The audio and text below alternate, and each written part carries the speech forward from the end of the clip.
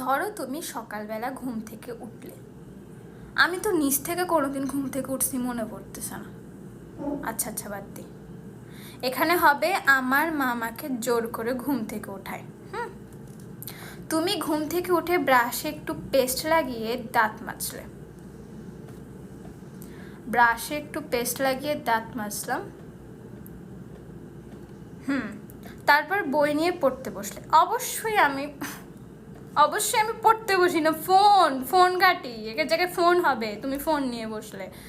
পড়ার সময় মা তোমাকে 4 বিস্কুট দিল। ফোন ঘাটার সময় আমার মা আমাকে 4 বিস্কুট দেবে না, অবশ্যই ঝাঁটা জুতা মুখে দিবে।